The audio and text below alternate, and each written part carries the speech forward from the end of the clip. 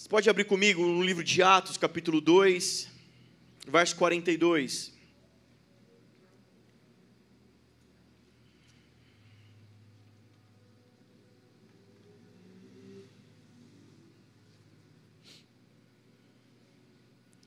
Dois 42 de Atos é a passagem que nós estamos usando para construir essa parte da série de pregações que nós estamos. Estamos falando da Igreja Viva. Já expliquei esse trocadilho, né? Falando da Igreja do Senhor, o corpo de Cristo, que é vivo, é um corpo, é um organismo. Mas ao mesmo tempo falando, nós estamos construindo essa comunidade local, a Igreja Viva, em Santo André. Vamos ler, depois eu vou explicar mais sobre a série. Atos 2,42, e eles se dedicavam ao ensino dos apóstolos e à comunhão, ao partir do pão e às orações.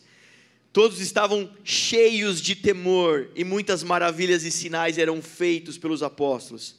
Os que criam mantinham-se unidos e tinham tudo em comum. Vendendo suas propriedades e bens, distribuíam a cada um conforme a sua necessidade. Todos os dias continuavam a reunir-se no pátio do templo. Partiam o pão em suas casas e juntos participavam das refeições com alegria e sinceridade de coração, louvando a Deus e tendo a simpatia de todo o povo, e o Senhor lhes acrescentava diariamente os que iam sendo salvos. Amém? A passagem dos primeiros discípulos, a igreja primitiva, a primeira igreja. Gui, coloca... Quem é que está lá operando hoje? Marcinho? Obrigado. Não sei se vai dar para... Mas foi só um teste, viu? Só uma ameaça isso daí. Hoje a gente vai... Os irmãos de casa vão ficar só com a minha voz, né? Não precisa da minha beleza, já estão acostumados, né? Olha que igreja rosinha. Amém. Obrigado, queridos. Acho que está enxergando aí, gente? Dá para ver? Amém. Glória. Qualquer miopia, Senhor, cura agora em nome de Jesus. Amém. Recebe aí. Você nasceu sem óculos. O óculos você fala que é seu porque você quer. Jesus pode te curar. Amém? Amém. No final a gente ora por cura. No primeiro, a gente vai continuar falando, né? Da série, então. Coloca para mim ali na timeline. Chique, né? Timeline, cara. Sempre quis falar isso numa pregação. Amém. Põe aí. 2, 3 e... Timeline. Isso aí foi lá na cruz, esse daí. Timeline é onde está escrito Timeline.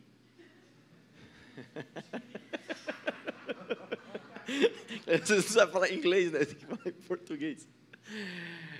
Então, gente, se você perdeu algum episódio da série, né? Em vez de você ficar maratonando Netflix, maratona o canal do YouTube da igreja, vai lá, bênção. Amém? Dá like, se inscreve no canal, ativa o sininho. No primeiro culto nós falamos sobre a visão da igreja, né? Quem somos? Nessa série nós estamos tratando quem somos, quem é essa comunidade local, né? Você é membro dessa casa, alguns visitantes, alguns irmãos estão chegando para essa comunidade agora. Nós começamos o ano de 2022 com essa série de forma intencional, para alinhar os ponteiros, alinhar a passada, a direção, a visão que o Senhor tem dado para essa casa, para nós caminharmos aí ao longo do ano, né? Nos próximos dias, alinhado com o que o Senhor quer fazer. Então, no primeiro dia, nós falamos sobre a visão da igreja, né? O nosso porquê. Nós falamos que a visão é ser parecido com Jesus, cada dia mais um pouquinho, né? Discípulos, formar discípulos cada vez mais parecidos com Jesus. Eu dei um exemplo, né? Assim como você vai para um curso de elétrica, um curso de culinária, né? Se você se inscreve para ser aluno de algum tipo de curso, algum tipo de programação de ensino, e o objetivo é que no final você consiga reproduzir o que o professor faz, estar apto para fazer o que ele faz. Assim é o nosso discipulado, o nosso caminhar com Jesus. Quem é o discípulo de Jesus? Aquele que está andando com Jesus, que está aprendendo com Jesus. Então nós falamos muito sobre isso. Depois nós falamos sobre, começamos a construir então o nosso o quê. O que fazemos justifica o porquê, o nosso porquê. Então o que nós fazemos? Nós falamos, o primeiro ponto, sobre celebrar em família, semana passada. O nosso celebrar em família justifica o nosso porquê, porque queremos ser parecidos como Jesus. E tratamos desse assunto semana passada. Hoje, nós vamos tratar sobre o segundo pilar, que é edificar uma igreja. Por que nós queremos edificar uma igreja? Porque nós queremos ser mais parecidos com Jesus. Porque nós queremos ser discípulos de Jesus. Porque os discípulos de Jesus edificam uma igreja. Por isso nós queremos edificar uma igreja. Amém? Então nós estamos aqui. E aí nós encerramos semana que vem falando sobre expandir o reino. Então celebrar em família, edificar uma igreja e expandir o reino, para nós é uma sequência nessa ordem.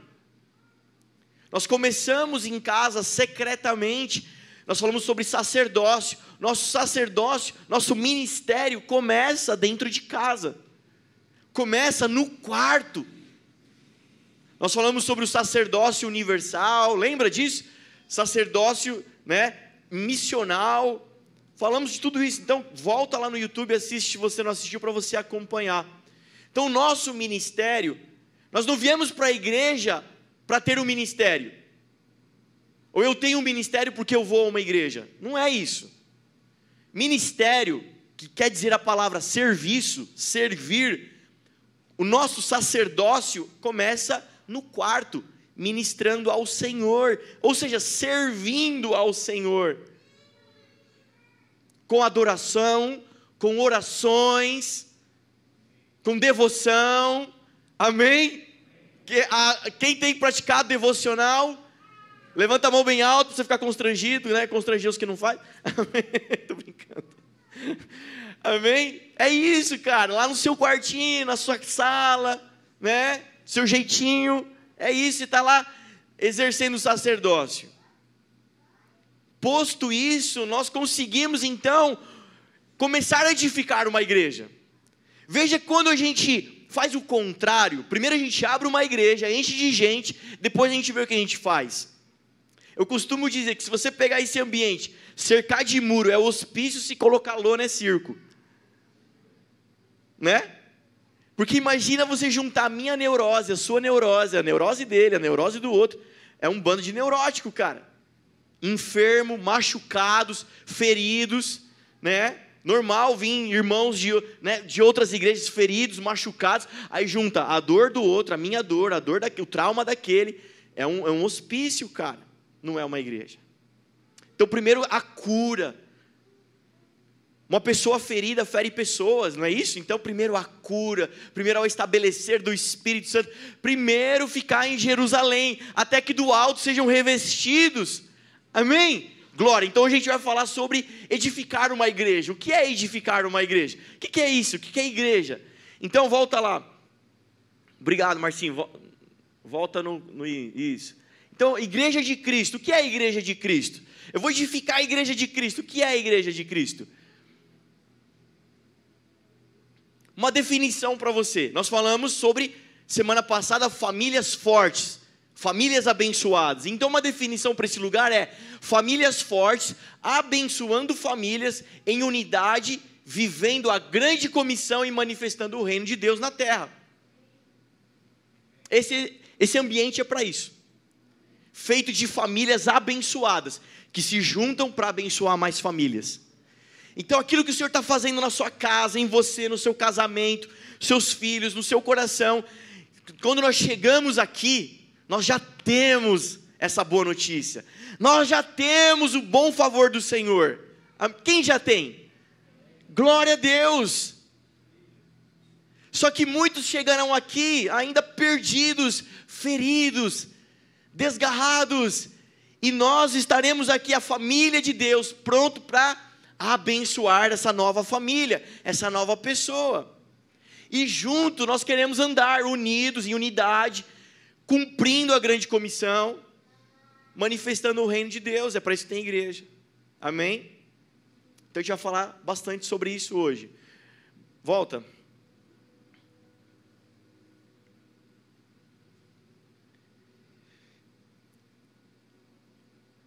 A igreja de Cristo, Tem 2 nomes que eu quero que você guarde essa noite.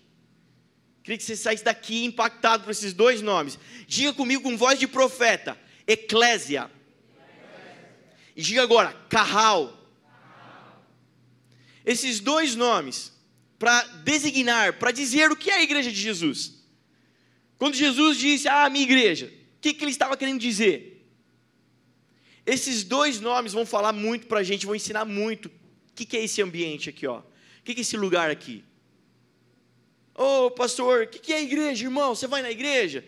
Eu não vou na igreja, me conta aí, o que é a igreja? É um prédio lá que nós alugamos, por causa do CNPJ da igreja. E a gente faz culto lá, a gente põe umas cadeiras bonitas, tem a banda, toca música. Então a igreja é a sua igreja lá Não, irmão, chama igreja. Mas não é que ela é igreja.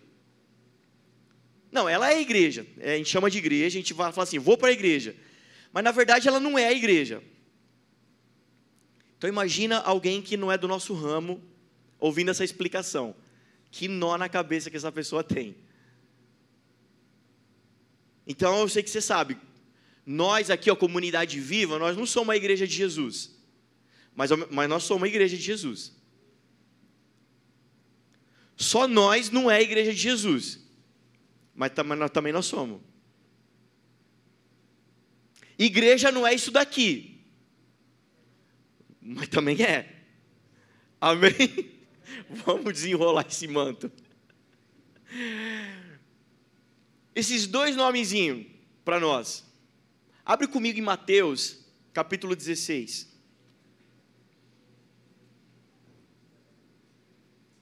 Essa passagem de Mateus, capítulo 16, irmão, você precisa, liga teu aplicativo, máxima atenção. Que eu preciso que você pegue isso daqui, em nome de Jesus, para a gente caminhar 2022. Como eu falei, eu quero ser rápido. Se eu ver que você está absorvendo, está fluindo, eu não preciso perder tempo com exemplo, eu vou rápido, entendeu? E a gente vai logo para o final. Então vem comigo. Se eu ver alguém piscando, eu vou chamar o nome. Assim, ó. Ai, Deus, isso é cada coisa.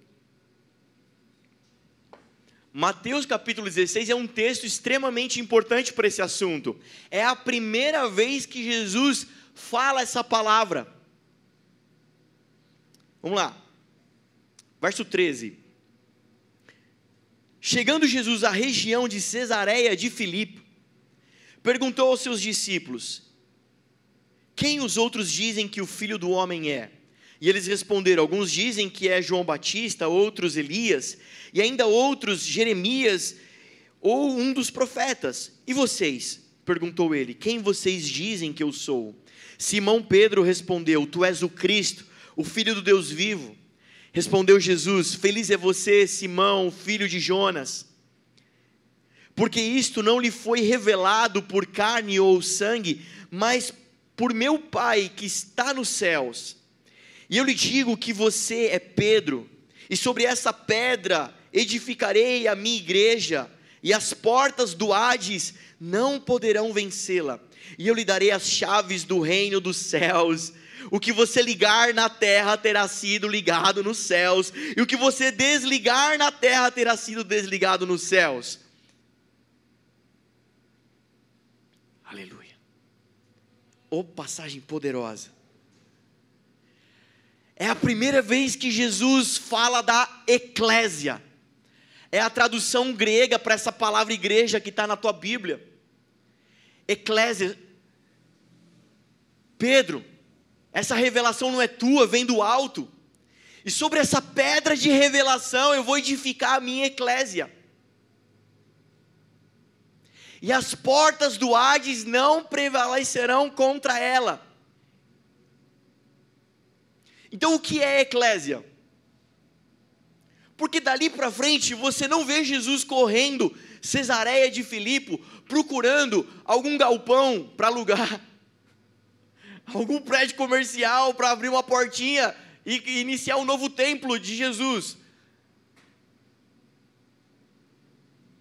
Abrir uma conta no Instagram e começar a postar foto para dizer: venham para o culto de domingo à noite. Você não vai ver Jesus fazendo isso. Não Jesus. Guarda aí que a história vai lá para o final, tá bom? Ele diz a eclésia. Cara, o que quer dizer essa palavra eclésia? Jesus não inventa essa palavra, Denis. Essa palavra já existe séculos antes de Jesus. E muito usada pelos impérios grego e romano.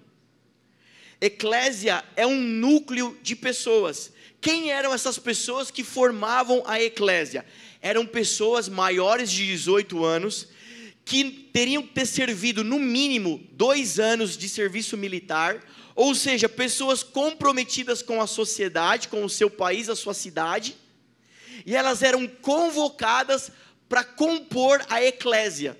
E que era então esse grupo de pessoas convocadas? O que eles faziam? Era uma instituição secular que operava no mundo dos negócios com capacidade de governar. Jesus disse: a minha eclésia, o meu grupo de pessoas convocadas, comprometidas com a sua pátria, eles vão formar um grupo capacitado a operar no mundo dos negócios, a fim de trazer governo. Isso é eclésia. Isso é a igreja de Jesus. Pastor, me ajuda, deixa eu entender. Eu quero te dar uma ilustração para você entender o que era a eclésia. Manja a Assembleia dos Deputados, a Câmara dos Deputados, dos vereadores. É um grupo de gente que foi convocada, que foi colocada lá para compor um grupo na sociedade, que se reúne e tem poder de operar, decidir.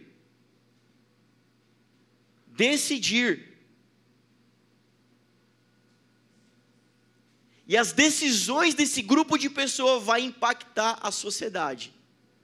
Não tem o presidente? Tem o presidente. Tinha o rei, tinha o imperador. Mas ele estabeleceu esse grupo ou esses grupos de pessoas, de cidadãos autorizados e capacitados a discutir acerca de assuntos e tomar decisões para a sociedade. Isso é eclésia.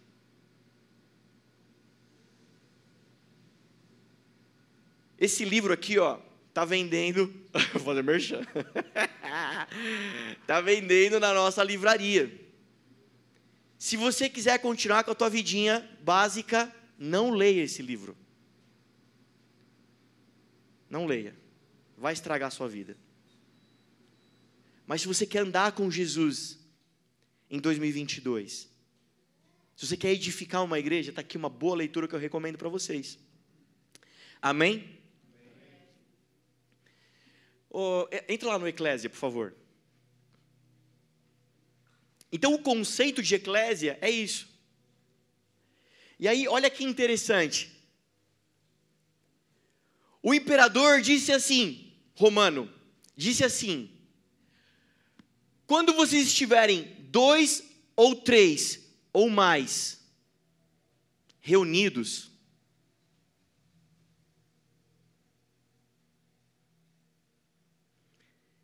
esse 2 ou 3, esse pequeno grupo de romanos reunidos, eles chamavam de conventos, que era uma mini eclésia. Em qualquer lugar do mundo, onde vocês estiverem 2 ou 3 ou mais reunidos, ali Roma estará.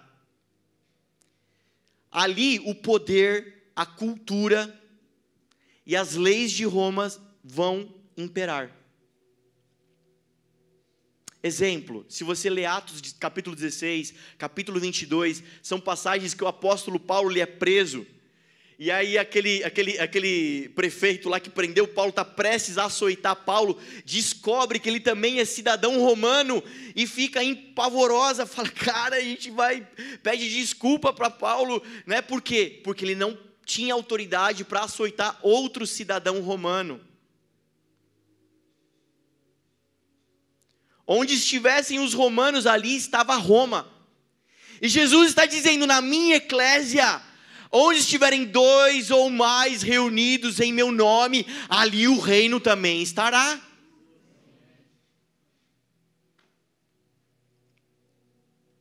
Amém? Isso é eclésia. Eu quero edificar uma igreja.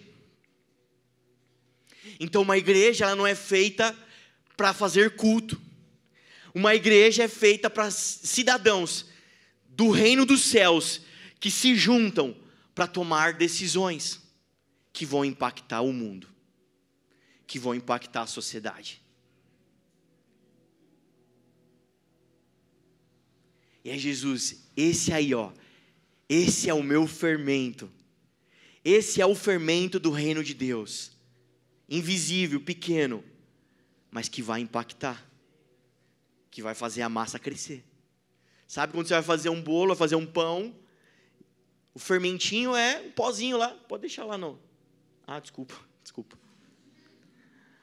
O pozinho, você coloca lá no meio da massa, o fermentinho lá e mistura tudo, ninguém mais vê.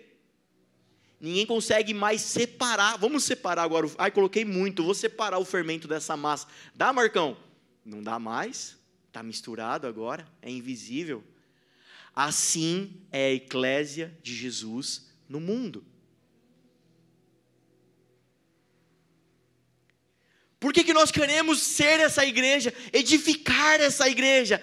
Porque nós queremos ser discípulos de Jesus, e é isso que os discípulos de Jesus fazem. Então veja que você pode frequentar os cultos, você consegue ir a uma igreja local, pertencer a uma igreja local, até trabalhar, se engajar, você pode fazer qualquer coisa aqui, e não estar caminhando com Jesus. Mas o convite e a boa nova é, venham caminhar comigo. Você se lembra a passagem do jovem rico? Quem lembra a passagem do jovem rico? Jesus, mestre, que faço para ir dar o reino? O reino. Jesus, você conhece a palavra, cumpre ela. E o jovem diz, isso eu tenho feito desde a minha mocidade. Desde criança eu cumpro tudo certinho. Queridos, quem já ouviu falar daquele livro, As 5 Linguagens do Amor? Né? Qual que é a sua linguagem de amor? Serviço? Outro é toque físico, palavra de afirmação. A linguagem de amor de Jesus é obediência. Aquele jovem diz, eu tenho obedecido tudo. Jesus fala, uau, cara, larga tudo, você precisa andar comigo. Vem comigo, cara, mano, você é fera. Jesus não lança aquela, vende tudo que você tem e vai embora, né? Depois me segue para, tipo assim, na ironia, você não vai fazer não, você tá na tchau comigo. Não, Jesus não faz isso. Jesus, cara, uau, vem para cá, vem para o meu time. Porque tem o Pedrão aqui que até agora não entendeu nada. Amém? Talvez você pode fazer muitas coisas religiosas e espirituais e não estar caminhando com Jesus. Talvez assim como eu, você passou 30 anos na igreja e nem sabia o que era eclésia. E se no teu coração agora tem um profundo senso de arrependimento, e tipo assim, droga, é porque eu consegui comunicar a mensagem para você com poder e graça. Droga, fiquei a vida inteira indo no culto, e não era isso. Se no teu coração, na tua mente tem isso agora, é porque eu consegui. O Espírito Santo conseguiu penetrar. Glória a Deus. Mas calma, eu não vou deixar você na roubada. A gente vai terminar bem isso aqui.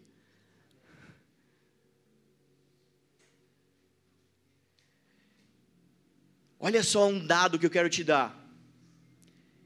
No Novo Testamento, Jesus cita 3 vezes a igreja. E mais de 100 vezes o reino. Por isso eu tenho dito, Jesus não é Senhor dos salvos, Ele é Senhor dos senhores. Jesus é Senhor de governadores, porque Ele tem um reino. Ele não tem um esconderijo. Sabe que você está brincando de pique-esconde? David 1, 2, 3, estou salvo. Jesus 1, 2, 3. O diabo não me pega mais. Graças a Deus. Não é isso. Ele tem um reino. E um reino é feito de reis. Deixa eu trazer ilustração para você entender. Inglaterra. Tem um seriado na Netflix que chama Lost Kingdom. Fala da história da Inglaterra. Assiste lá para você ilustrar sobre reino. Tem um rei Alfredo, é da história. Rei Alfredo, lá naquele século lá, ele tinha uma visão. Ele queria unificar os reinos daquele lugar. Aquele rei, fazer um reino unido. Uma Inglaterra unida. O Senhor Jesus é Senhor de senhores.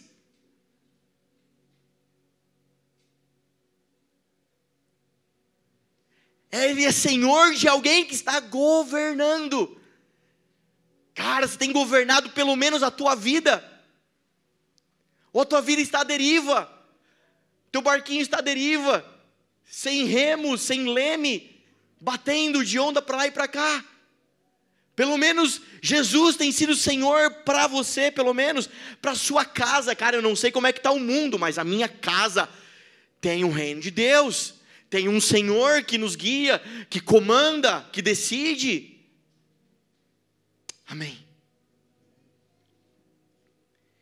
E Jesus aqui em Mateus 16, ele vai dizer sobre essa pedra de revelação. E qual é a revelação? De que Jesus não era só Jesus, era o Cristo, o Messias.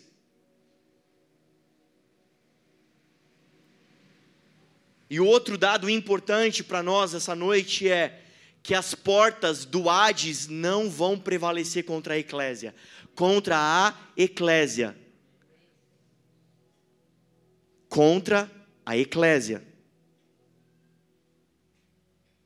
Quantos querem ser a eclésia de Jesus essa noite? Então a gente vai fazer apelo hoje. Falar, quem quer vir para a eclésia? Deixa a igreja viva lá, agora vem para a eclésia viva.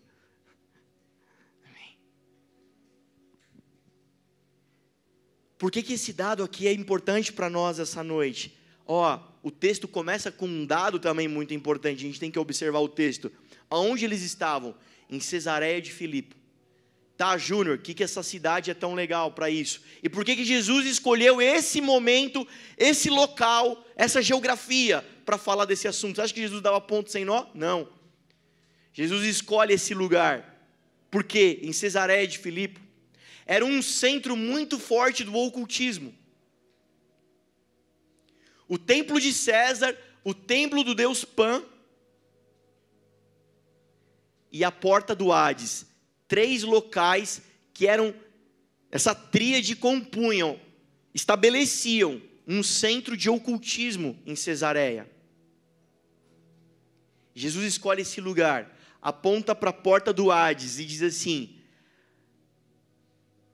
a minha eclésia vai prevalecer contra a porta do Hades. Sabe o que Jesus está dizendo? Que na vida, ela não é feita só de espírito, ela é feita de matéria. Mas ela não é só de matéria, ela é também feita de espírito.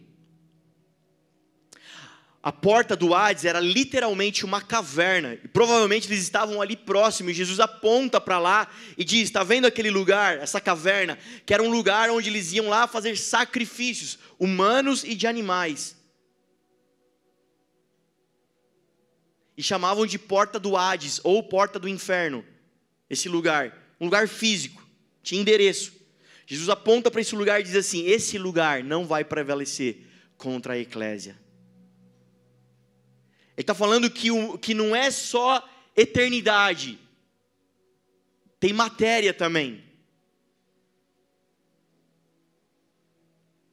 Qual que é o problema da igreja contemporânea hoje? Qual que é o nosso problema? E principalmente igreja ocidental. O problema é que nós temos uma visão pequena ou distorcida sobre reino espiritual.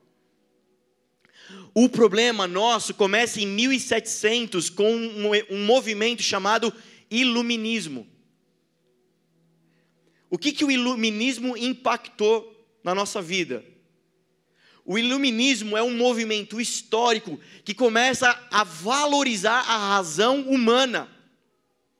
A ciência no iluminismo ganha muita força, em detrimento do mundo espiritual.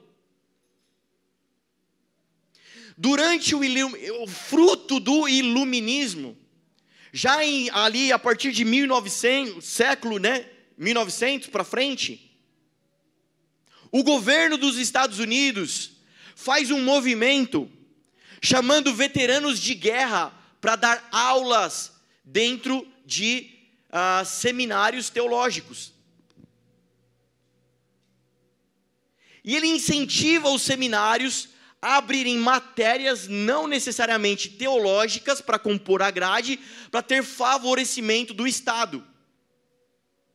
Então começa um movimento de mistura dentro da nossa teologia, que se espalha. Por exemplo, o Brasil. O Brasil, o nosso berço é Estados Unidos. A teologia de lá impacta demais a teologia daqui.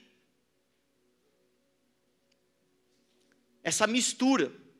Um pouquinho ali por perto, você deve ter ouvido falar de um tal de Rei James. Se você não sabe, Rei James é um cara que impactou uma das traduções muito usadas hoje, que é a King James.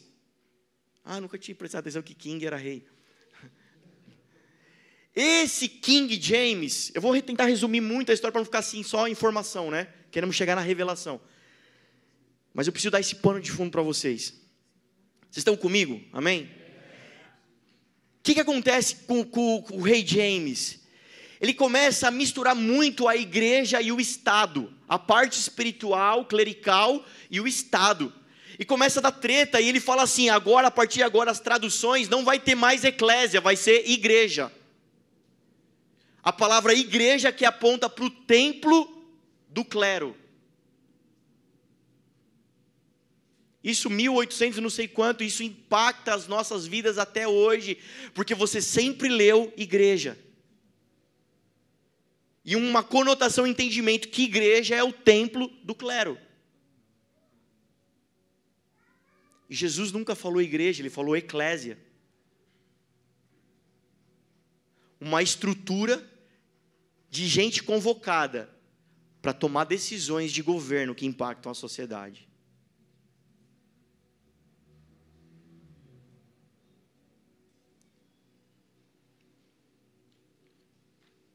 Gente, falta só 4 páginas. Esse que é o problema. Mas o que é o Hades? O que é o inferno?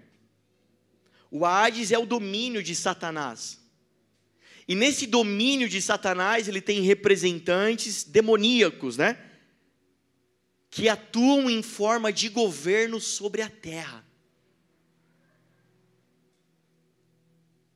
Os demônios, os representantes do Hades, não são aquelas pessoas que você vai orar por elas e de repente elas começam a se contorcer, falar com voz grossa, você tem que fazer um exorcismo. As estruturas de governos demoníacos estão instalados nas artes, na educação, no entretenimento, na saúde, em todos os lugares da sociedade. E Jesus disse assim, a minha estrutura de governo vai sobrepor essa daí, do Hades. Nas artes, na política, nas empresas, na saúde.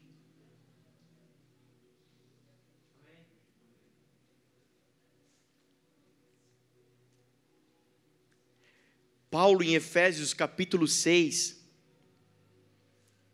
ele diz que esses poderes, esses representantes estão nas regiões celestiais, eles têm poderes e autoridade, estão nas regiões celestiais, atuando hoje.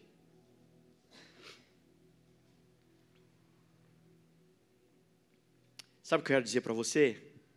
Eclésia, que está proposto para nós lutar, lutar, lutar e lutar e lutar, amém?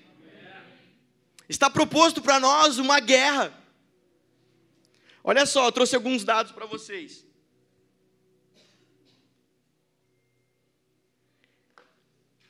O livro de Efésios, que é o livro que o apóstolo Paulo trata o tema, no capítulo 2, ele trata a questão da divisão étnica, dos racismos, de etnias. No capítulo 3, as divisões religiosas. No capítulo 4, a competição ministerial.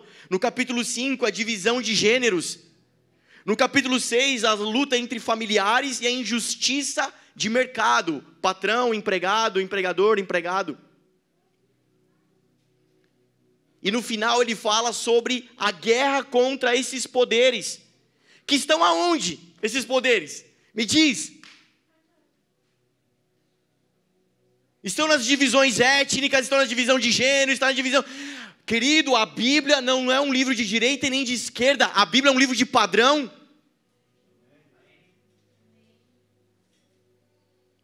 E Paulo está estabelecendo qual é o padrão do reino de Deus. E quem é que sabe, quem tem acesso a essa revelação e vai dizer para o mundo? Nós. Olha para o lado.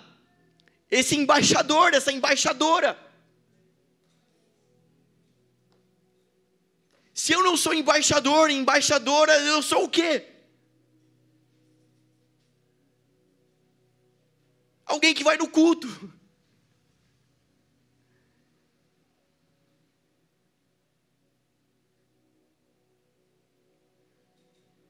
Cara, que momento de adoração poderoso aqui. Uau.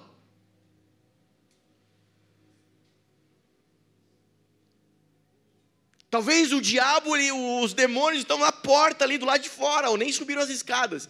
Estão lá embaixo na calçada. Deixa eles cantar lá, tá no momento, tá no louvor, está no terceiro.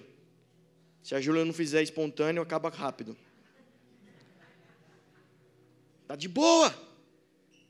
Agora quando você descer as escadas, você vai dar o bracinho para ele e vai embora junto? O demônio da orfandade, o principado do medo, o principado da depressão, da ansiedade, o que você vai fazer? Você vai dizer, vamos amiguinho, vamos para casa, já acabou o culto, desculpa fazer você esperar na chuva. Ou como um governante, alguém que decreta leis, fala, a partir de agora tem uma lei, na minha casa você não entra mais. No meu coração, na minha mente, você não toca mais, porque não sou mais escravo do medo, eu sou filho de... Porque eu fui adotado como um filho, que agora eu consigo dizer, ah papai, paizinho, cabe a você, o que você vai fazer? Ai, o culto estava tão bom, nossa que delícia, agora eu vou para casa, aquela bagunça, aquela brigaiada, ai não tem paz na minha casa. Uau, cara, começa a ser um governante na tua casa, exercer sacerdócio. Por quê? Por quê, querido, você precisa fazer isso urgente? Porque tem uma igreja te esperando para edificar junto com você.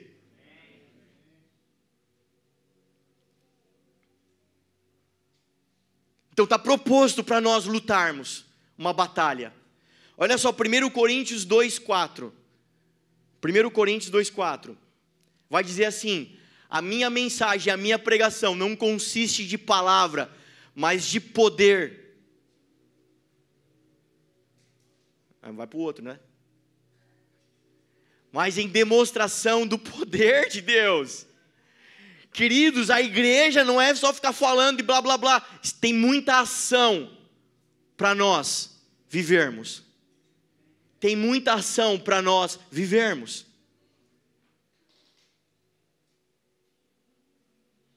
Será que você pode entregar seu emprego para o Senhor essa noite? E Jesus vai falar assim, querido, ele vai falar assim, obrigado filho, filha, esses 40, sei lá, 30 anos que você viveu sem saber como um escravo.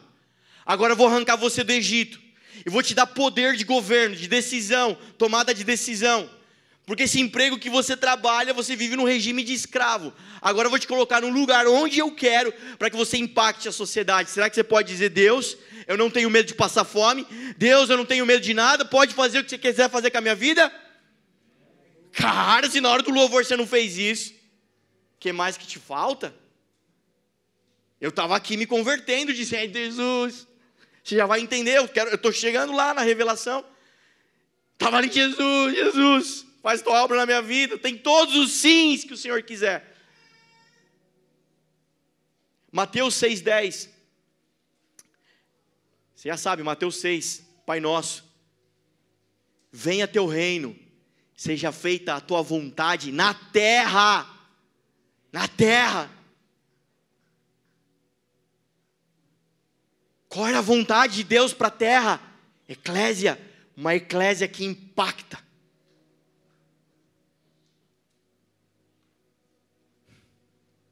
Eu estou tremendo e chorando, por quê?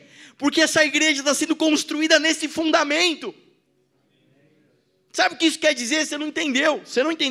Sabe o que isso quer dizer? Isso quer dizer que o Viva Kids está andando nesse fundamento agora, lá embaixo. Sabe o que isso quer dizer? Que lá embaixo tem uns pãozinhos no forno. Que vai sair de lá e vai ser uma geração que não vai ser mais escrava do dinheiro. E vai ser uma geração de governo. E eles não vão mais escolher profissão por aquilo que paga bem. Eles vão escolher profissão por aquilo que o Senhor quer para eles impactar a sociedade.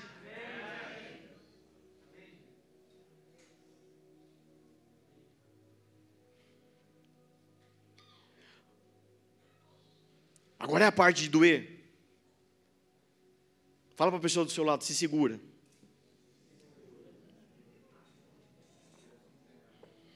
Mateus capítulo 7, verso 22.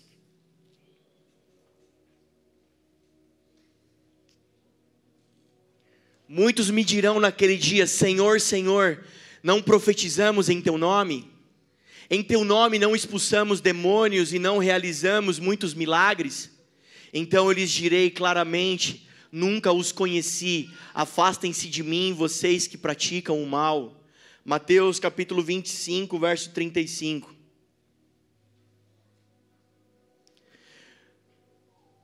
Senhor, quando foi? Por que o Senhor não me conhece? Como assim eu fiz essas coisas e o Senhor não me conhece? Porque eu tive fome e vocês não me deram de comer. Eu tive sede e vocês não me deram de beber. É que essa passagem está para os que fizeram, né? E vocês me deram de beber. Fui estrangeiro e vocês me acolheram. Necessitei de roupas e vocês me vestiram. Estive enfermo e vocês cuidaram de mim. Estive preso e vocês me visitaram. Então os justos lhe responderão: Senhor, quando te vimos com fome, te demos de comer, ou com sede, te demos de beber? Quando te vimos estrangeiro e te acolhemos, ou necessitado de roupas e te vestimos? Quando te vimos enfermos e presos e fomos te visitar? O rei responderá: digo a verdade, o que vocês fizeram a algum dos meus menores irmãos, a mim fizeram. Nós estávamos cantando: eu já coloquei minhas vestes brancas, estou só te esperando, Maranata, ora vem Jesus. Mas se você nunca matou a fome de ninguém, nunca matou a sede de ninguém, nunca deu roupa para ninguém, nunca visitou ninguém, querido, corre, é melhor que ele não venha, porque se ele vier, o que está reservado para você não é o reino.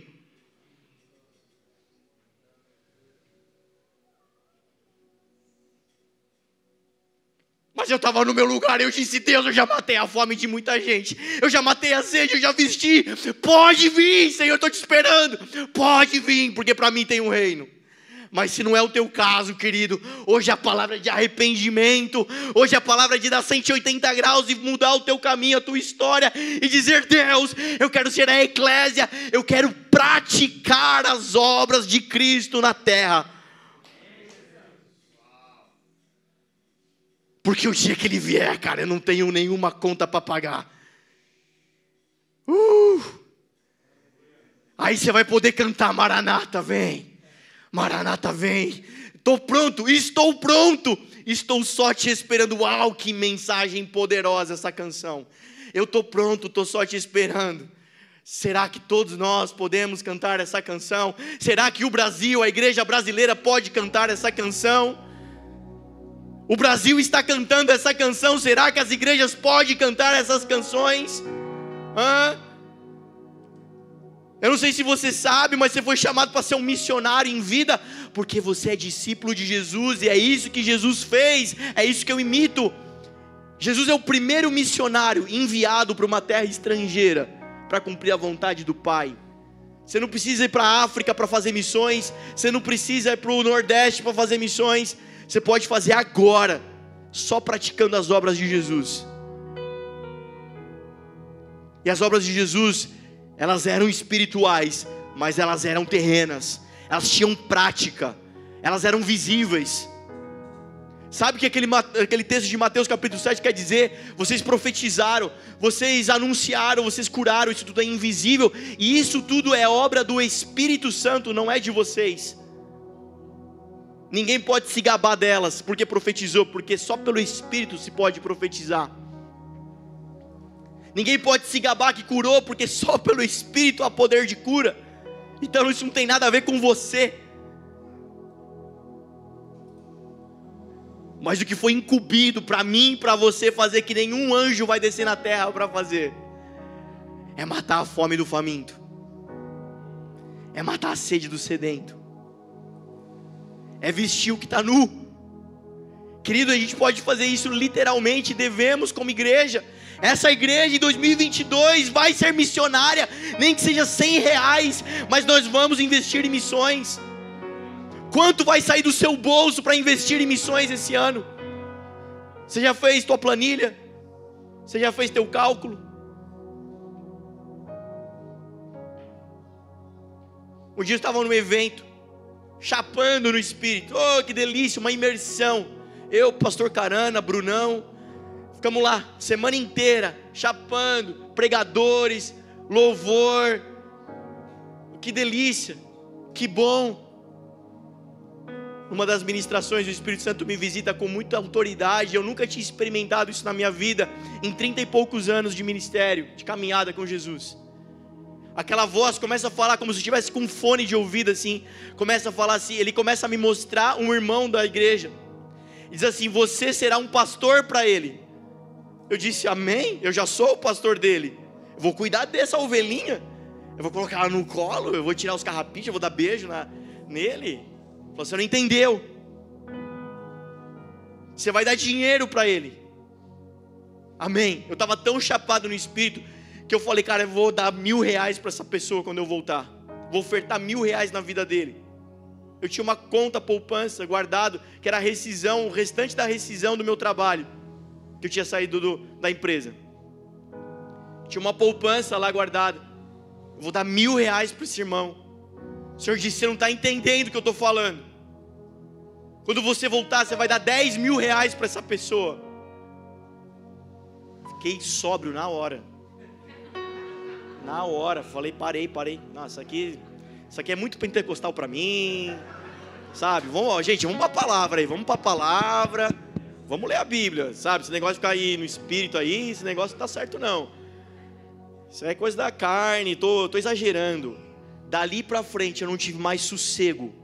Eu nunca tive essa experiência, foi a primeira e única vez, ainda não tive outra. Da voz de um governador falando comigo, dizendo: você vai me obedecer, você vai me obedecer, você vai me obedecer. Eu escovava dente, aquela voz falava comigo. Eu tomava banho, aquela voz falava comigo. Eu ia para a próxima pregação, próximo culto. Eu não aprendi mais nada dali para frente, porque aquela voz só falava comigo: quando você voltar, você vai me obedecer.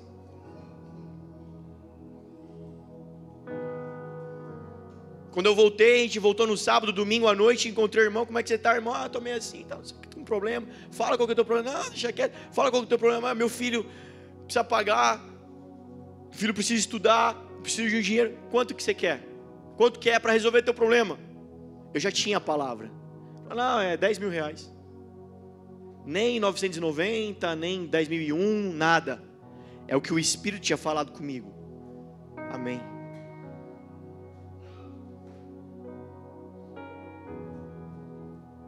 Dali para frente foi um destravar financeiro na minha vida. O Senhor é governador do teu bolso. O Senhor é governador das tuas finanças essa noite. Na tua vida Ele é Senhor. Na tua vida Ele é um Senhor. Hoje, sinta o Espírito Santo de Deus, que é o próprio Cristo, habitando em nós. Está te perguntando hoje, não sou eu, é Ele está te perguntando: eu sou um Senhor para você, filho?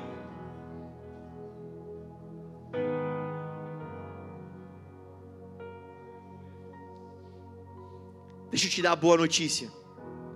Está proposto para nós lutarmos. Mas Jesus, Ele já disse assim, ó: vai, porque a vitória é certa. As portas do Hades não vão prevalecer contra a eclésia, não vão. Quando vocês se colocarem a impactar a sociedade, a porta do Hades não vai resistir.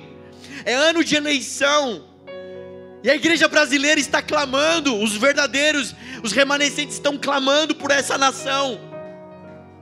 Eu quero que você se junte a esse clamor em uma voz só, por essa nação, em intercessão por essa nação, porque a oração de um justo pode muito ter seu efeito, porque a ação de uma eclésia, aquilo que nós decidirmos na eclésia, terá sido ligado no céu e ligado na terra. Quando 2 ou 3 de vocês reunidos decidirem por alguma coisa, ali está o poder, a cultura e a influência do reino. As nossas orações não são súplicas de clamor, as nossas orações são respostas e decretos.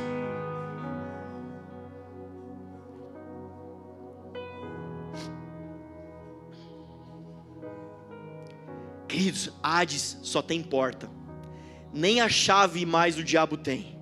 Apocalipse 1:18. Você já sabe o que está escrito lá? Sou eu aquele que vive. Põe aí, irmão. Os irmãos precisam ler. Quem é Ele? Quem é esse Senhor? Sou eu aquele que vive. Estive morto, mas agora estou vivo, e para todo sempre. E tenho as chaves da morte e do Hades. Por isso, sobre a eclésia, o Hades não vai prevalecer. Eu preciso da minha banda aqui, em nome de Jesus. Corre para o carral, volta lá, vai no carral. Mas o que é carral? Carral, essa palavra é assembleia, é congregação. Carral é isso aqui, ó. Isso aqui que nós estamos fazendo é o ajuntamento da eclésia. É o ajuntar da eclésia, é a comunidade de Deus, é o carral do Senhor. É isso aqui, ó. Sabe por que isso aqui é importante? Porque quando nós lemos em Atos capítulo 2, a igreja praticava isso, e eles ficavam firmes na doutrina dos apóstolos e nas orações. Mas depois eles saíam de lá e eles iam de casa em casa, impactando famílias, impactando a sociedade. Mas depois eles se juntavam de novo em torno dos apóstolos, se fortaleciam na doutrina, oravam, e depois eles saíam de novo.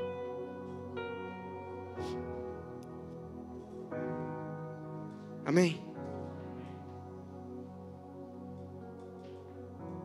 Queridos, fala: pastor, mas isso é para mim? É para você, porque foi lá na cruz que o Senhor conquistou isso.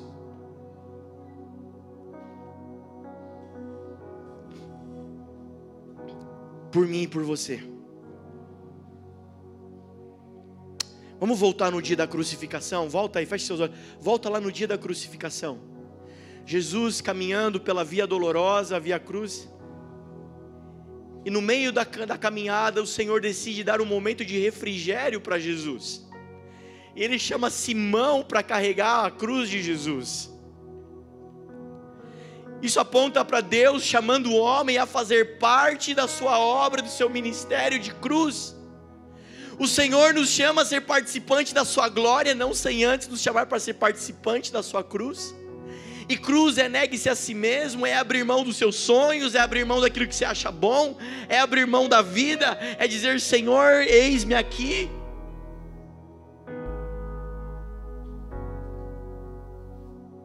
E ainda hoje, vai lá, irmão, não vai lá na cruz. E ainda hoje, A boa notícia: o Senhor continua a chamar homens a serem participantes da sua história na terra. Toda essa história que eu contei, o Senhor te chama a ser participante por causa da cruz. Por causa da cruz de Jesus, você pode ser participante dessa história. Sabe, um corpo tem muitos membros e um é diferente do outro. Alguém é o dedinho, alguém é a unha do dedinho. Cada um é cada um. Você é de um jeito, eu sou de outro. Você é quietinho, contido, o outro é barulhento. Não importa. Não importa. Não importa. O importa é que todos sejam um. O importa é que todos sejam um corpo. Importa que todos cumpram a vontade de Deus e o mandamento do Senhor. Amém? Amém? Volta lá, Marquinho. E a gente encerra. Você pode ficar de pé no seu lugar?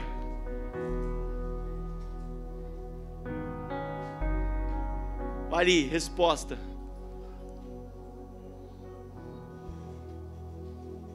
Qual vai ser sua resposta hoje? Feche seus olhos. Vamos lá, igreja. A banda, vamos experimentar, vamos praticar isso daqui, ó. Banda, pode vir junto comigo, mas não toque nada ensaiado. Deixa o Espírito começar a conduzir os músicos. Você músico, começa a chamar o Espírito Santo para vir tocar com você. Fala: Senhor, toma minha baqueta, toma meus dedos. Como o Senhor adestra os dedos do arqueiro para a batalha, como está em Salmo, adestra meu dedo. Começa a chamar o Espírito Santo e esse grupo vai começar a conduzir a igreja. Eles são ministros, estão nos servindo aqui. À medida que eles vão, fecha seus olhos. Você já está no Espírito, sei que você já está conectado. Nessa hora, quais são os sims que você vai dar para o Senhor essa noite? O que você vai entregar para o Senhor essa noite? Aonde o Senhor precisa ser Senhor ainda na sua vida? O Espírito Santo vai começar a te conduzir. Não deixa sua mente te enganar. Não seja guiado pela emoção. Chama o Espírito Santo para a sua vida. Convida ele: Espírito Santo, fala comigo. Espírito Santo me convence. Espírito Santo me toca. E de repente ele vai começar a mostrar alguma coisa para você. Sabe, para alguns ele vai pedir um pouco mais de horas no quarto. Para outros ele vai pedir um pouco mais de santidade. E você vai dizer: sim, Deus, eu não consigo produzir isso, mas quem disse que o Senhor quer alguma coisa da carne é pelo meu Espírito, diz o Senhor. Não por força, não por violência, pelo meu Espírito, diz o Senhor. Ele só quer o teu sim, Ele só quer a tua resposta.